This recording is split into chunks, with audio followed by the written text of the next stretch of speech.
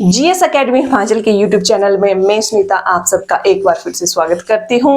Okay students, तो हिंदी साहित्य में हमारा जो है आदिकाल चला हुआ है, उसमें हमने सिद्ध साहित्य कर लिया है, नाथ साहित्य कर लिया है। ओके, आज हम करेंगे जैन साहित्य के बारे में। ओके, तो देखिए जो जैन साहित्य है, सबसे पहले तो ये देखेंगे कि ये जैन जो है भारत के किस हिस्से में इन्होंने प्रचलन किया था।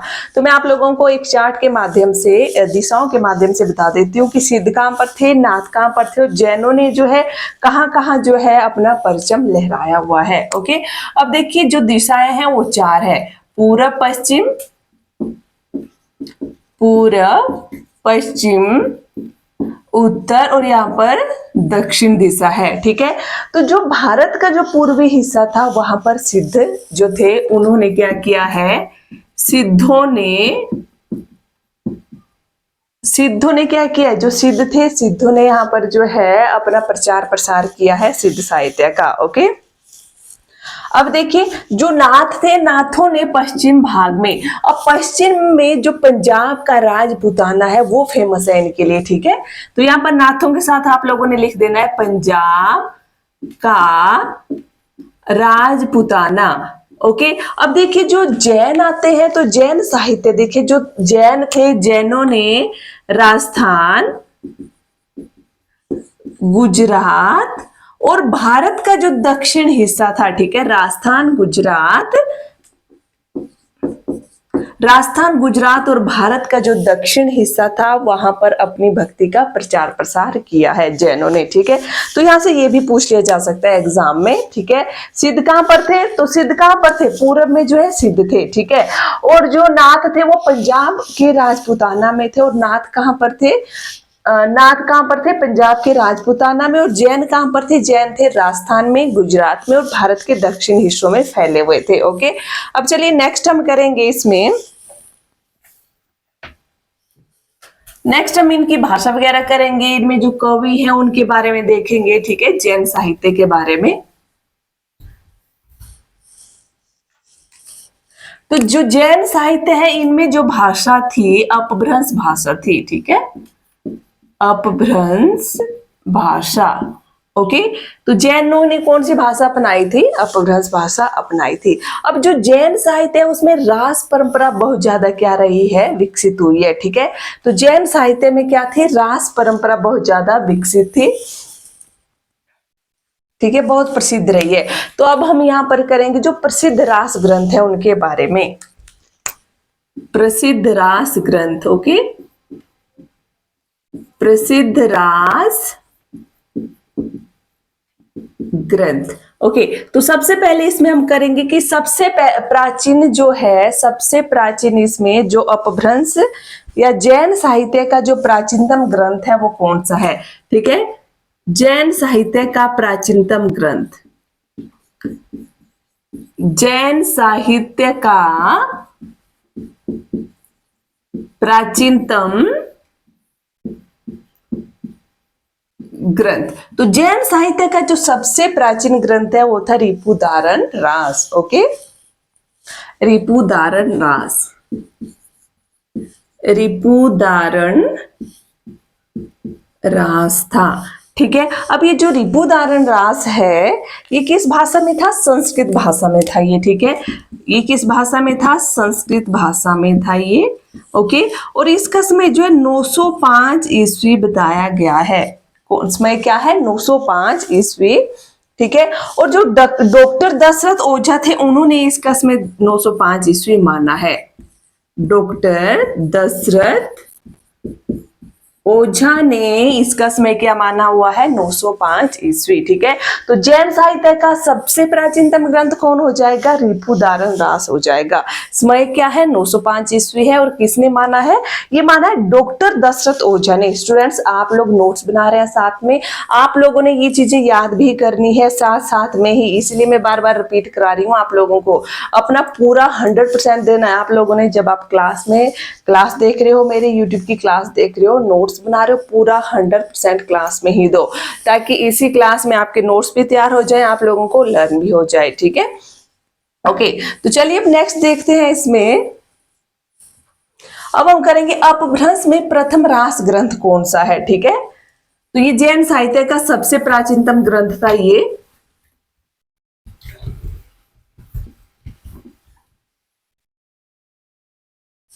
अपभ्रंश में प्रथम रास ग्रंथ, अपभ्रंश में प्रथम रास ग्रंथ, तो क्या हो जाएगा? उपदेश रसायन रास। ठीक है, आगे इनके कवि वगैरह भी आएंगे, अभी सिर्फ आप लोग ग्रंथ लिखो। ठीक है, अपभ्रंश में प्रथम रास ग्रंथ कौन है? उपदेश रसायन रास हो जाएगा। नेक्स्ट है हिंदी में प्रथम रास ग्रंथ कौन है? हिंदी में प्रथम रास ग्रंथ, तो ये हो जाएगा भरतेश्वर बाहुबली रास, भरतेश्वर बाहुबली रास। ठीक है, ओके। अब देखिए नेक्स्ट करते हैं हम। नेक्स्ट है इसमें प्रथम धर्मेतर रास कौन सा है? प्रथम धर्मेतर रास, तो ये हो जाएगा संदेश रासक। अब जिस तरह से एग्जाम में जिस हिसाब से क्वेश्चन पूछे जाते हैं ना, मैं उसी हिसाब से आप लोगों को एक एक पॉइंट करवा रही हूं यहां पर। ठीक है, संदेश रासक। ओके, अब आता है कि प्रथम ऐतिहासिक रास कौन सा है? हिंदी का प्रथम ऐतिहासिक रास ग्रंथ, हिंदी का प्रथम ऐतिहासिक रास ग्रंथ, तो हिंदी का जो प्रथम ऐतिहासिक रास ग्रंथ है ये पंच पांडव रास है। ये पीएचडी में ये क्वेश्चन पूछा गया था। मैक्सिमम ये जो क्वेश्चन है ना रिपीट है ये किसी न किसी एग्जाम में। ठीक है, तो आप लोगों ने क्या करना है, मैं फिर से बोल रही हूँ, जो भी तथ्य है आप लोगों को नोट्स बनाते हुए क्लास देखते हुए बिल्कुल याद हो जानी चाहिए। ठीक है, हिंदी का प्रथम ऐतिहासिक रास कौन सा हो जाएगा? पंच पांडव रास, पंच पांडव रास। ओके, और जो भी स्टूडेंट मेरे साथ जुड़े हैं प्लीज क्लास में कमेंट जरूर कीजिए। क्लास आप लोग कैसी लग रही है, आप लोग कोई बदलाव चाहते होंगे उसके बारे में भी कमेंट कीजिए, ताकि मेरे को भी पता लगे कि मेरे साथ कौन कौन स्टूडेंट जुड़े हुए हैं। ठीक है, ओके। तो ये हो गया यहाँ पर जो रास परंपरा चली आ रही थी जैन साहित्य में, उसके बारे में। ओके,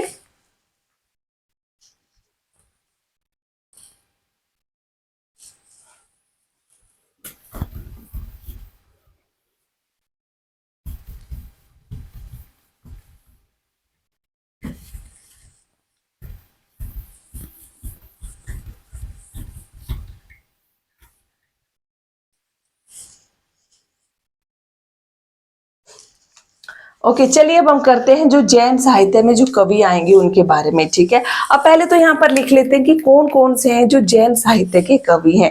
अब देखिए जो जैन साहित्य है ना, इनकी भाषा अपभ्रंश है। तो नेक्स्ट हम जो अपभ्रंश साहित्य करेंगे ना, तो जैन साहित्य के आधे कवि वहां पर करेंगे हम अपभ्रंश में ही। ठीक है, क्योंकि इनके कवि क्या हो जाते हैं, सिमिलर हो जाते हैं, क्योंकि इनकी भाषा क्या थी, अपभ्रंश साहित्य। क्योंकि जब हम अपभ्रंश साहित्य करेंगे ना, तो जो जैन साहित्य के कवि है वो वहां पर इंक्लूड हो जाते हैं अपभ्रंश साहित्य में। ठीक है, क्योंकि अपभ्रंश साहित्य में हम अपभ्रंश के बारे में ही करेंगे, जो अपभ्रंश हमारी भाषा है उसके बारे में। ठीक है, तो इसमें चलिए जैन साहित्य में हम सबसे पहले देख लेते हैं शालिभद्र सूरी। शालिभद्र सूरी,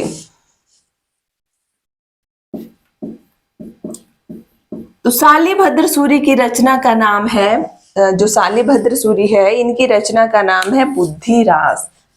पहली रचना क्या हो जाएगी, बुद्धिरास। अब ये जो बुद्धिरास है इसका जो संपादन है इनके शिष्य थे सीवी नाम से। ठीक है, सीवी इनके शिष्य थे, उन्होंने किया, सीवी द्वारा। और सीवी कौन थे, ये जो सीवी थे ये इनके शिष्य थे। ठीक है, उन्होंने इसका संपादन किया है बुद्धिरास का। और ये खंड काव्य है।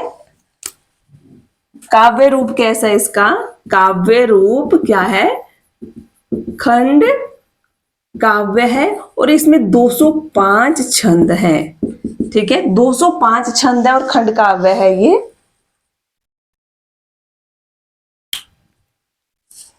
ओके, ओके सॉरी, इसमें 205 छंद नहीं है। इसके बाद जो रचना है ना वो मैंने उसका करवा दिया, सॉरी माफी चाहूंगी, थोड़ा सा यहाँ पे मिस्टेक हो गई। क्योंकि जो शालिभद्र सूरी की एक और रचना है उसका नाम है भरतेश्वर बाहुबली रास, तो उसकी मेरे को थोड़ा सा यहाँ पर याद रहा था, भरतेश्वर बाहुबली रास। तो ये जो भरतेश्वर बाहुबली रास है ना, ये बहुत ही प्रसिद्ध ग्रंथ है इनका, ठीक है। तो ये खंड काव्य है, खंड काव्य है, और इसमें 205 छंद है, ठीक है, 205 इसमें छंद है। और इसका जो संपादन है मुनि जिन विजय ने इसका संपादन किया हुआ है, ठीक है। संपादन, संपादन मुनि जीन विजय द्वारा जो है इसका संपादन किया गया है। ओके, तो ये जो भरतेश्वर बाहुबली रास देखिए मैंने पीछे भी करवाया, तो हिंदी का प्रथम रास ग्रंथ है भरतेश्वर बाहुबली रास। तो ये पॉइंट पे आप लोग साथ में भी लिख लो, हिंदी का प्रथम रास ग्रंथ, हिंदी का प्रथम रास ग्रंथ हो जाएगा भरतेश्वर बाहुबली रास, ठीक है। अभी इसके सारे तथ्य मोस्ट है, एग्जाम में पूछे जाते हैं। तो जो शालिभद्र सूरी की रचना है बुद्धि रास है और भरतेश्वर बाहुबली रास है। बुद्धि रास का संपादन किसने किया? सीबी ने किया। और भरतेश्वर बाहुबली रास का संपादन मुनि जिन विजय ने किया। और भरतेश्वर बाहुबली रास का जो काव्य रूप है ये क्या है? खंड काव्य है। 205 इसमें खंड है, छंद है, ठीक है। और हिंदी का प्रथम रास ग्रंथ भी ये माना गया है। ओके ओके, नेक्स्ट करते हैं हम देवसेन के बारे में।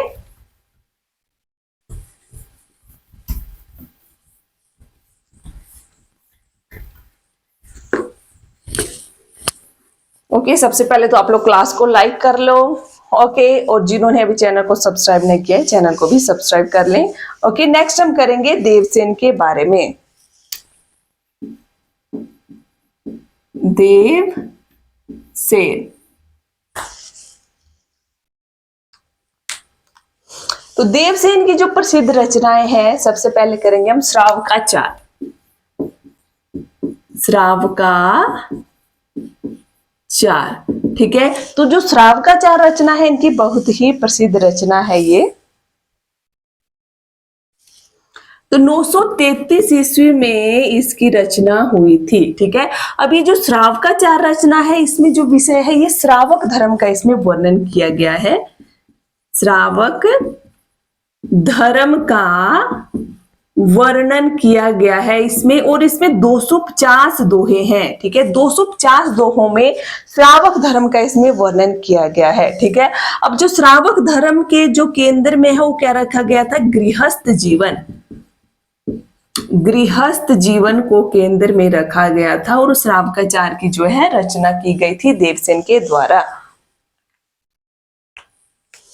ओके, नेक्स्ट ग्रंथ है इनका नए चक्र।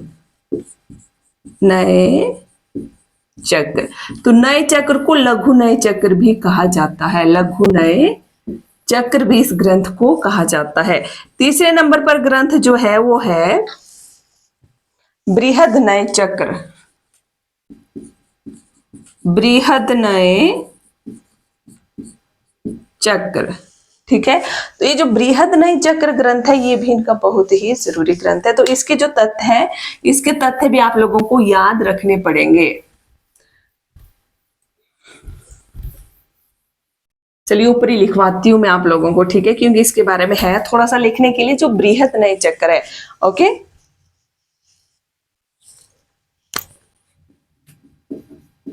बृहद नए चक्र। अब देखिए मूलतः ये जो रचना थी ये दोहा बंद में लिखी गई थी, ठीक है। मूलतः दोहा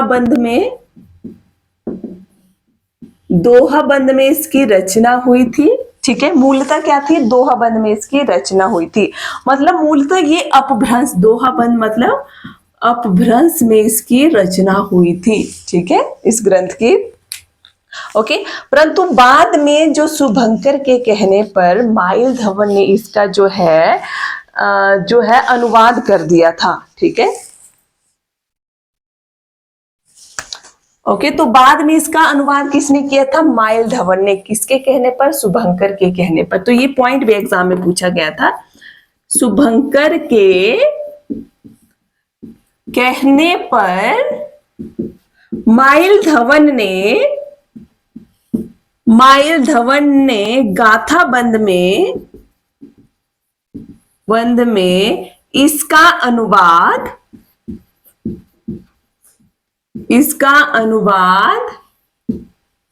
कर दिया। गाथा बंद में इसका अनुवाद कर दिया था। ओके, गाथा बंद मतलब प्राकृत में इसका अनुवाद कर दिया था। प्राकृत में इसका अनुवाद कर दिया था। तो जो बृहदनय चक्र है मूलतः ये किस भाषा में है? दोहा बंद में, मतलब अपभ्रंश में है। ठीक है, परंतु बाद में शुभंकर के कहने पर माइल धवन ने इसका अनुवाद किस में कर दिया था? गाथा बंद मतलब प्राकृत भाषा में इसका अनुवाद कर दिया था।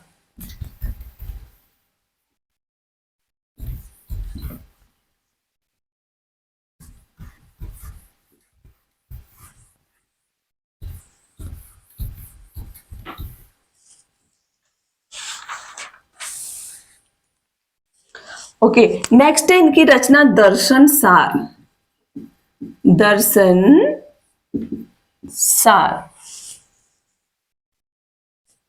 ओके, तो दर्शन सार में क्या है? इसमें जो जैन धर्म के अनेक संघों की उत्पत्ति का वर्णन है। ओके, जैन धर्म के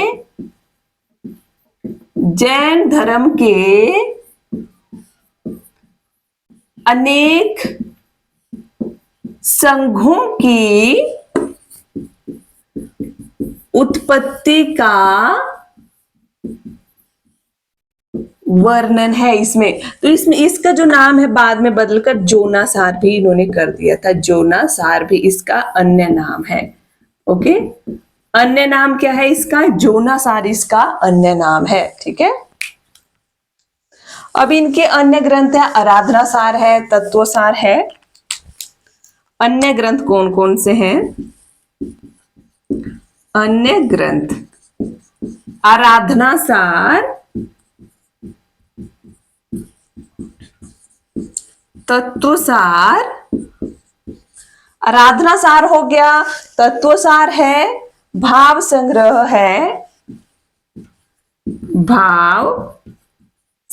है, और चौथे नंबर पर हो जाएगा सावय धम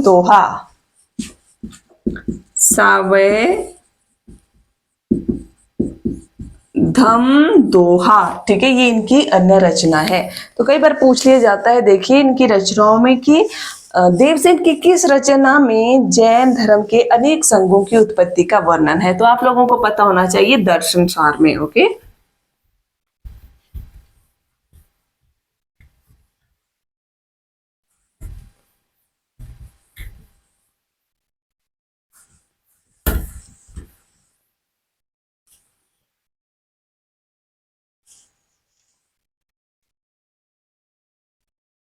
नेक्स्ट है आसुग कवि।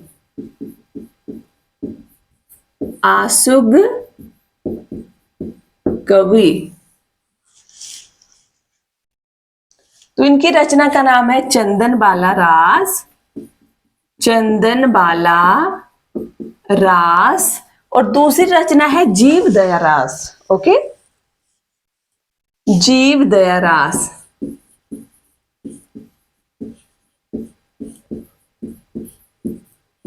तो इनकी रचना है चंदन बाला रास और जीव दया रास। ठीक है, आसुब कवि की ये रचनाएं हो जाएंगी।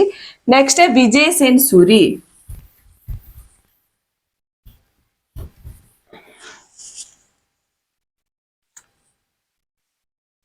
विजय सेन सूरी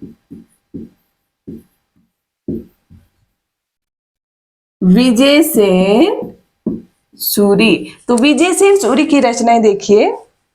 तो विजय सेन सूरी ने जो रचनाएं लिखी है, एक तो इसमें रेवंतगिरी रास।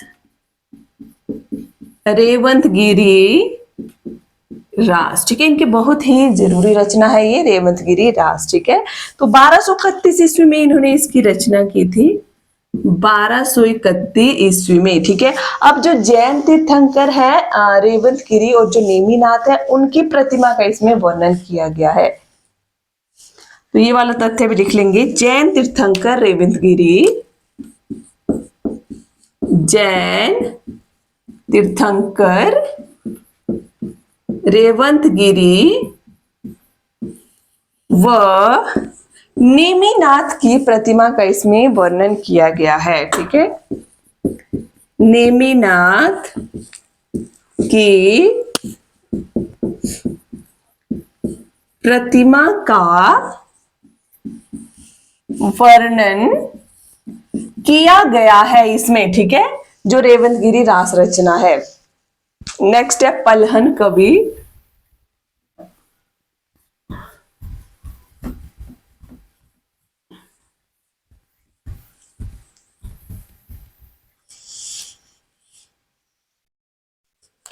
पलहन कवि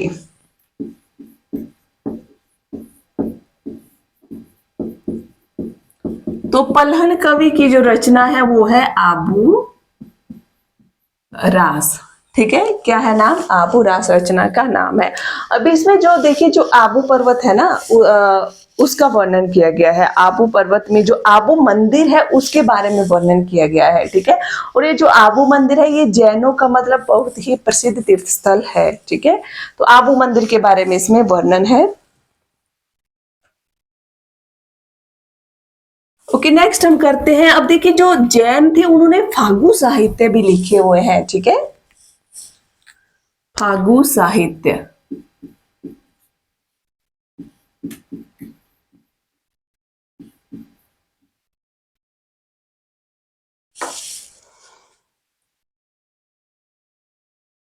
तो फागु क्या होता है? बसंत व होली में गाए जाने वाले मादक गीत।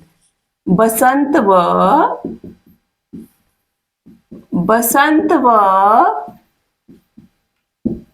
होली में गाए जाने वाले मादक गीत। ठीक है, जो मादक गीत होते हैं वो है फागु। ठीक है, एग्जाम में पूछ लिया जाता है ये। तो सर्वाधिक जो प्राचीन फागु ग्रंथ है वो लिखेंगे सर्वाधिक प्राचीन जो फागु ग्रंथ है। ठीक है, तो सर्वाधिक प्राचीन फागु ग्रंथ तो जीन चंद सूरी फागु। ठीक है, जीन चंद ने लिखा है जीन चंद सूरी फागु नाम से। तो ये हो जाएगा जीन चंद सूरी का जीन चंद फागु। जीन चंद फागु। ठीक है, जो सर्वाधिक प्राचीन ग्रंथ है। अब देखिए, जो सर्वाधिक सुंदर फागु ग्रंथ माना गया है वो भी लिख लेंगे। सर्वाधिक सुंदर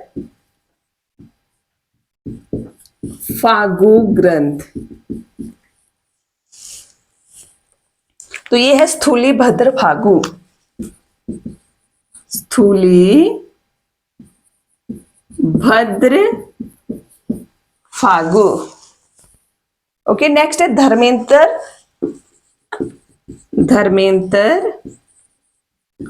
फागु ग्रंथ। तो ये हो जाएगा बसंत विलास फागु। बसंत विलास फागु हो जाएगा। ठीक है, तो ये है फागु साहित्य। तो जो जैन कवि है उन्होंने फागु साहित्य भी लिखे हुए हैं। ठीक है, तो जो फागु क्या है? बसंत व होली में गाए जाने वाले जो मादक गीत हैं वो फागु कहलाए। ठीक है, सर्वाधिक प्राचीन फागु ग्रंथ है जीन चंद सूरी का जीन चंद फागु हो जाएगा। ओके, और सर्वाधिक सुंदर फागु ग्रंथ है स्थूली भद्र फागु। ओके, और धर्मेंद्र फागु ग्रंथ हो जाएगा बसंत विलास फागु करके। ठीक है, ओके स्टूडेंट्स, तो आज की क्लास को मैं यही एंड कर रही हूँ। यहाँ पर हमारा जैन साहित्य कंप्लीट हो गया। कल हम करेंगे जो है नेक्स्ट इसमें अपभ्रंश साहित्य के बारे में। अब देखिए, जैसे स्वयंभू वगैरह है, पुष्पदंत वगैरह जो कवि है ना जैन साहित्य को, वो कभी हम अपभ्रंश में कर लेंगे उनको। ओके ओके स्टूडेंट्स, तो आपको क्लास अच्छी लगी होगी तो लाइक करें, शेयर करें, चैनल में नए हो तो चैनल को सब्सक्राइब करना ना भूलें। Okay, thank you.